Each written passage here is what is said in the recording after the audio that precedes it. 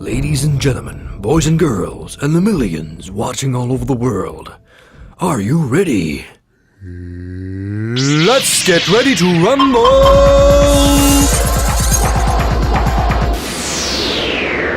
Hey, this is LP from Techno Buffalo. Today we have something a little different. 12 rounds of heavyweight smartphone action. Welcome to our smartphone smackdown.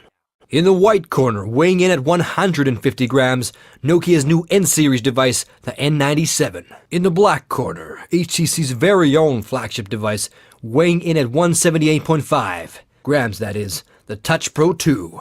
Okay, let's stop kidding around. I gotta mention, I'm a fan of both HTC and Nokia. I've had at least a dozen Nokia phones in the past, and I'm going on my third HTC device right now.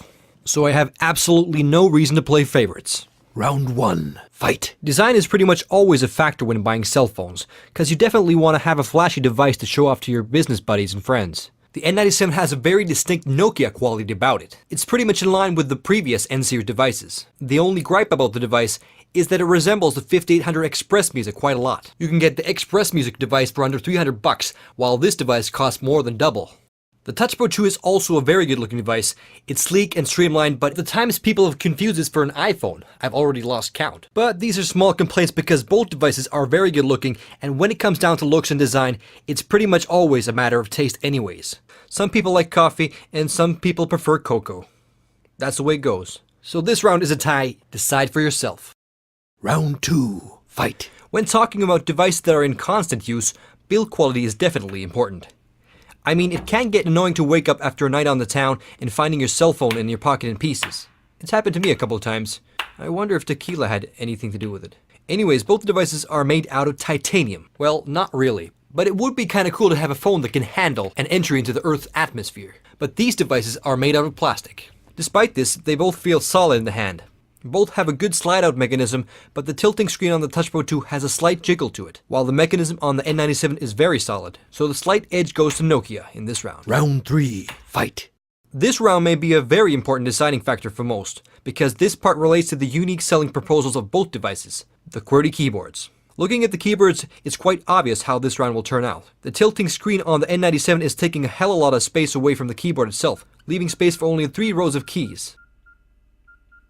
Even though I like typing with the N97, the Touch Pro 2 keyboard is definitely in a league of its own. The keys are bigger, more elevated, and spaced out comfortably, and the rows are misaligned like on a regular keyboard. And the Touch Pro 2 also sports a dedicated row of keys for the numbers. And I would say the typing is about 30% faster on the Touch Pro 2. The N97 gets owned pretty badly in this round.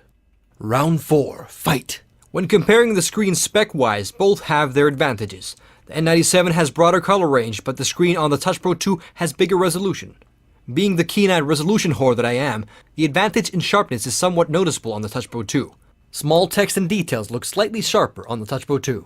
The Touch Pro 2 seems also to have a slight edge in brightness and contrast. Looking at the devices side by side, the advantage in colors is not apparent as you might think, and I really can't see the massive difference in color count on the N97. Better contrast and higher pixel density gives the Touch Pro 2 the points in this round.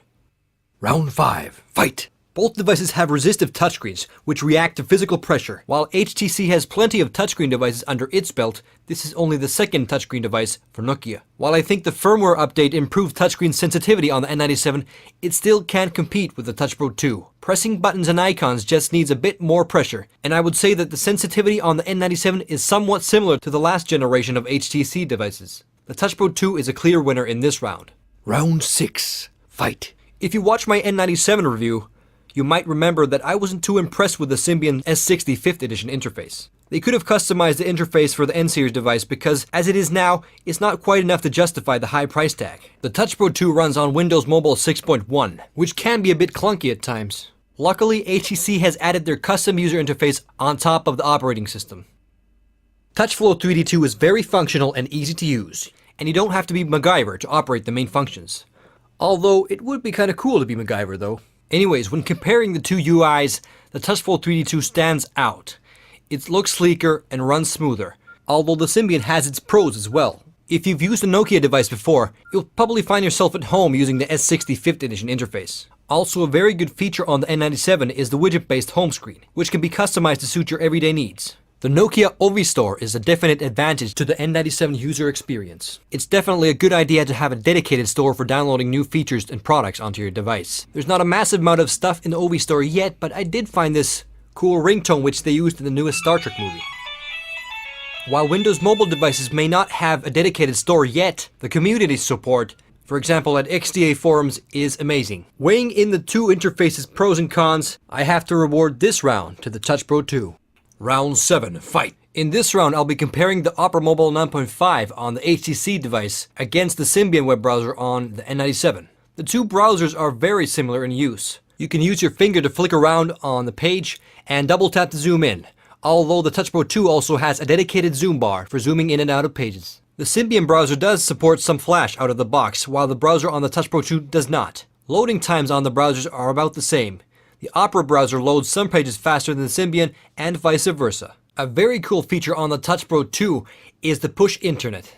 This feature lets you set your favorite internet pages to load at a predetermined time, so you won't have to wait for your favorite sites to load. The Symbian browser has its pros as well. Navigation between open tabs and previous sites is done smartly. Render quality is decent on both browsers. I noticed that when loading bigger sites on the Symbian browser, the kinetic scrolling can get a bit choppy.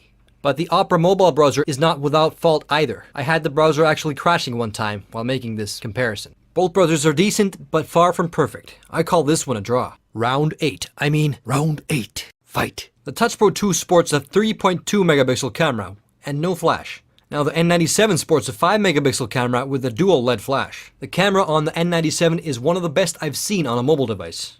It has all the functions you normally expect to see on a dedicated pocket camera. The N97 has dedicated buttons for operating the camera, which is always a good thing. The camera on the Touch Pro 2 is okay, but can't compete against the camera on the N97. Round 9. Fight! Media playback is always featured in marketing slogans for these type of devices. A rock concert in your pocket, or a movie theater in the palm of your hand. I watch a lot of movies off the big screen, and it's not exactly the same as watching it from a 3.5-inch screen. Surely enough, both devices have nice and big screens, which are well suited for watching your favorite content while commuting on a train or plane, for example. When it comes down to media playback, you definitely want a device that can handle any format you pull off the net. Neither of these devices support DivX out of the box, but this isn't too big of a deal because I would recommend getting a third-party player anyways. For example, Core Player that handles pretty much every format you throw at it. I said pretty much. Unfortunately, the Symbian S65th edition does not support Core Player. In fact, I could not find a working player for the Symbian that can handle DivX and Xvid. But the N97 handles the formats it supports with ease, and excels over the Touch Pro 2 with 3GP formats. But since I have 0 movies in 3GP, I have absolutely no use for 3GP playback. I mean, I'm not gonna sit around for hours converting files. Another issue I have with the 3GP format is picture quality, which can get a bit blocky. Even though the N97 handles some formats with ease, the lack of codec and third-party player support is the reason this round goes to Touch Pro 2. Round 10. Fight! Both devices have good music playing capabilities. The speakers on the Touch Pro 2 are better than the N97 speakers, which also makes speakerphone calls better on the Touch Pro 2. But the N97 has a feature that the Touch Pro 2 is dearly missing, the 3.5mm headphone jack. Without the jack, you won't be hooking your device up to external speakers to show off your Boy George collection. And in my books, that's a big enough reason to give this round to the N97. Round 11. Fight! Ignore the battery life promises on the spec sheets. It ain't gonna happen. Both devices have 1500 mAh batteries, and battery life is about the same. If you're a heavy user, you will be depleting your battery in 2 days, so keep your charger handy. Round 12. Fight! When it comes down to it, price may become a deciding factor. But rest assured, no matter what, both devices will be making a hole in your wallet the size of a decent shotgun blast. The 32GB internal storage and superior camera justify the higher price tag on the N97, so I would call this one a draw. So that's about it. The Touch Pro 2 took down the N97 with a final score of 94 points. I'm probably gonna get some flack from Nokia fans, but that's okay. I still consider both devices to be good business smartphones, and I expect Nokia to be upping the ante next time around. The Touch Pro 2 is now the defending champion, and I'm gonna need your help to choose the next challenger. Post your suggestions on the comments. Thanks for watching. LP signing out. Finish him! Fatality.